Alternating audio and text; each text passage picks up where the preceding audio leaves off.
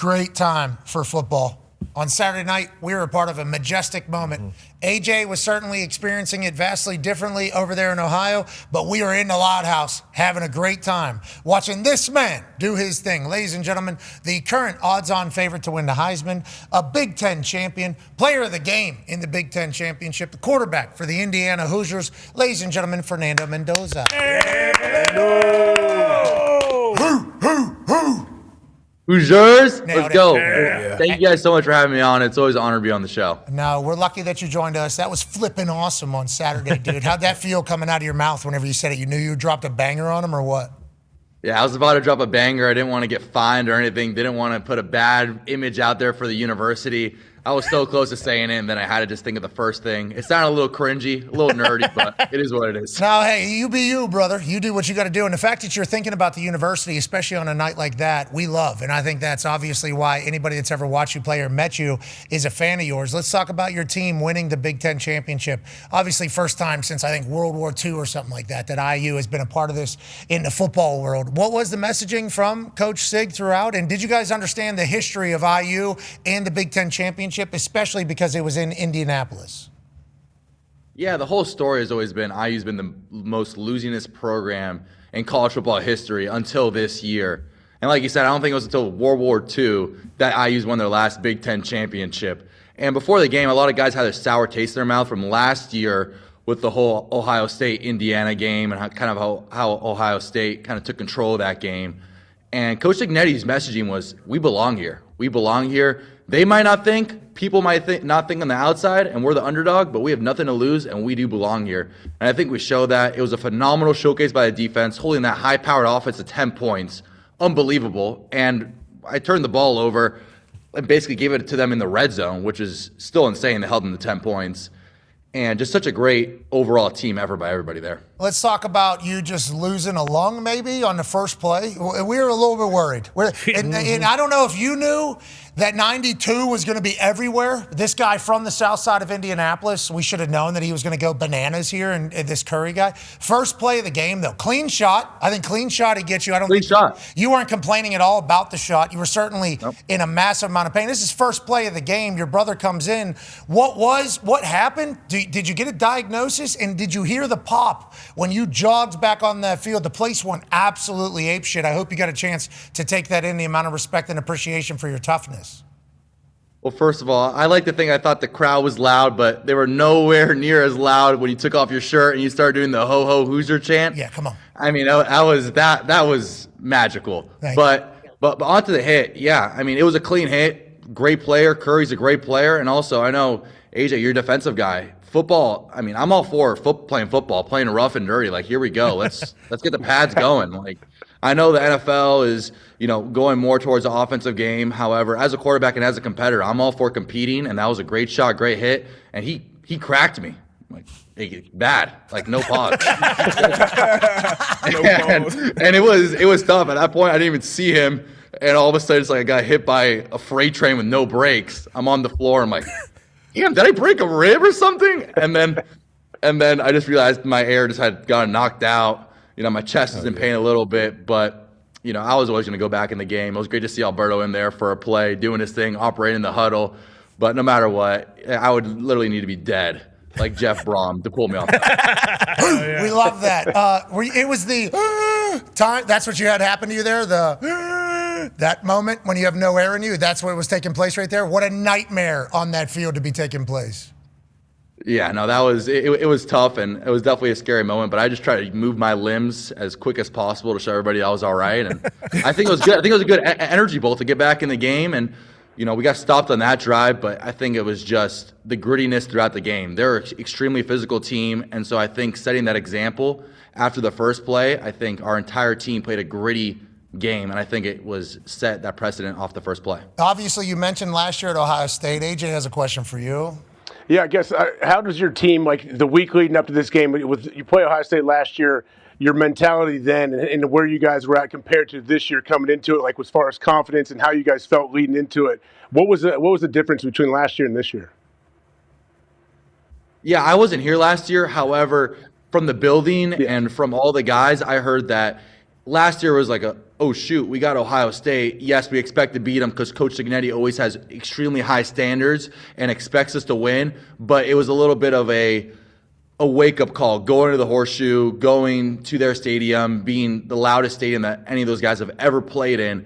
And then, unfortunately, Ohio State took the game over. You had the Will Howard clip at the end where he's smashing the SIG and everything. Will Howard, great guy, by the way. Met that guy. Love that guy. Yeah, just shit talking. That happens. Yeah, I mean, it's football. It's competition. That's how it goes, and that's what competitors do, and that's how it is. And then this year, there was a sour taste in the mouth. We kind of thought that Ohio State was going to be like, oh, it's going to be the same Indiana. And whether they did or not, I think both teams came out to play. It was a great competition. It's almost unfair to have Matt Patricia lead that defense out there. But it was a great challenge, a great opportunity for all of us. And I think it was a great battle. And I would love to see him again because it was such a great matchup. Yeah, we love watching it too. A 13-10 game like that, not normally something that you desire. Yeah. There was explosive plays. There was big shots. I mean, it felt like high-level football, and it all lived up to the moment. You just mentioned a man right there. Go ahead, D-Bud. Yeah, Matty P., one of my former coaches. He does some great stuff, put some great stuff on film. What was it like with some of those looks, and specifically that deep ball you hit to Becker? I know you hit a few of them early in the game, not the late one. We probably have the clip up, but the deep ball you hit to Becker, what did you see pre-snap and post-snap on this look? Yeah, so on that look, it was 3rd down and 2. We understood at that point in the game they were playing really, really matchy, and it was really tough throughout the week because Coach Patricia really is, I don't know if he's trying to do it on purpose, but the numbers were tough to disguise because it was like 50% middle of the field closed, 50% middle of the field open. The percentage was really there and wasn't giving much tendencies. However, at that point, we knew that at that man look, they either wanted to go man or tricky 2, which is a cover 2, and they ended up going cover 2 there, and it got him a little bit out of position. So Becker, great receiver, was able to blow past the middle of the field because one safety was over there at the corner of the field. He was over there playing one safety, and the other safety was going to go defend the deep half for the over that I was looking off. So once I saw that front side safety kind of cut and have eyes on that over, I knew that backside safety wasn't going to be able to get there. And at that point, I just got to throw as far as I can so Becker can go get it. Talk about Becker a little bit. What a dog seems like. Had a game earlier in the year. He goes crazy. Obviously, the Big Ten Championship, he goes bananas. He's talking his shit a little bit, too, afterwards. He felt like he was ready for the moment. I know you two are roommates, right? Tell me about him a little bit as you get more guys hopefully healthy as you head into the playoffs. Yeah, early in the game, we lost Cooper, and Cooper is a huge part of our offense. He's such a great part of our offense, but I think it's just a testament of all the guys we have in that room, and such a selfless room as a receiver room. Next guy up mentality. As you can see here on the screen, he had a huge 3rd down and 6 catch to seal the game. Becker, always ready to be the next man up. Elijah Surratt played a huge part in the game, had a great back shoulder catch, and all the other receivers, they were just balling all day and made my job really, really easy. However, I think it's really important to understand how fundamental they are, especially against such a tough defense. The receivers, how they were getting open all game. And although it was a 13-10 game, there were a lot of explosive plays on both sides. I think it was a great receiver matchup. You know, accuracy is a massive piece of guys making plays. You spin it, brother. You are fun to watch in there. And obviously you take massive shots, and your energy is always fantastic. You're a special talent, brother. Indiana's obviously very lucky that you're here, but we're enjoying watching and learning about you. And there was a special moment afterwards, too. Go ahead, Con, man. Yeah, Fernando, a huge part of your story that we've all learned about is your mother, and the scene after of your entire family being together was really cool. And there was actually, the interview here on Wish TV where they talked to your mom about everything, and it just seemed like an emotional, great moment. How special was it to celebrate with your entire family there after winning the Big Ten title? It was so special. My family means everything to myself. My mom, my dad, they said it's such a great example and precedent of uncontrollable passion and just always optimism and always having that approach and attitude. Without them, I wouldn't be here. And to see my mom, fighting every single day, whether it's PT, new treatments, it always gives myself a good optimistic approach. So whether we turn the ball over or we have a touchdown, no matter if it's good, bad, or indifferent, I always have that optimistic approach. I'm always able to take from my mom as I see her fighting every single day. So it gives myself in no shape or way an excuse to have a bad attitude ever. Love you, dude. This is what we're talking about. The more we learn about you, the better. Everything about your family, everything about you is awesome. Can't wait to see where you're at on Sunday. Also, can't wait to see how you perform in the CFP. Now, long layoff. Go ahead, Ty. Yeah, Fernando, have you thought at all how you're going to kind of approach these next, little over 3 weeks before you play again? Obviously, we saw last year Oregon, how good they looked going into the college football playoff, and then they have the long layoff and get boat raced at the Rose Bowl. I know Sig kind of mentioned it after the game that that's going to be a big part of his job. But have you thought at all about like what you're going to have to do to kind of prepare and make sure that you're the best version of yourself on January 1st? Yeah, the Rose Bowl I think is almost every kid's dream to play, and that game is just magical.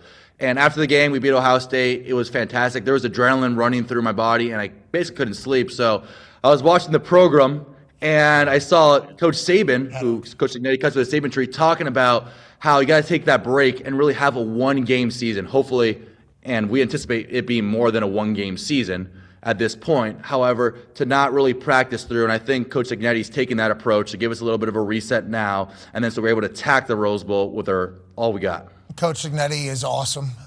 He is a special character in all of sports, not just football. Last question here from Tone before we have a hard out. Yeah, Fernando, based off of that, he said, like literally as soon as he got the microphone, he said, I got 3.5 weeks to keep these boys humble and hungry. Is that the mantra kind of going into these 3.5 weeks? Has he already started that? Is he already trying to humble you guys after the Big Ten championship? So the first contact we have is a team meeting at 4 today, so I guess I'll get a good taste of that. However, Coach Ignetti is always trying to keep us humble and hungry, whether it's after the big win at Oregon, whether it's after the Penn State win, and especially after this win. There's still a lot going to be to clean up on tape, and there's going to be a lot. If we want to get to where we want to go, which is the national championship, there's a lot that we need to improve on, and I'm all for it. My team's all for it. We have that chip on our shoulder. We're humble. We're hungry. We're ready to get to work. We can't wait to watch you win the Heisman, brother. Yep. Let's go! Indiana Hoosier football player wins the Heisman. Crazy. Indiana Hoosier football team, #1 in the country. Wow. Indiana Hoosier football team, only undefeated team in the country as we head into the college football playoffs. We want to say thank you to you and your teammates for everything you've done this year, and good luck the rest of the way, Fernando. Thank you so much. What a time to be alive. Go Hoosiers. God bless. What a time to be alive. Gets it. Ladies and gentlemen, Fernando. Yeah, Fernando! He's awesome.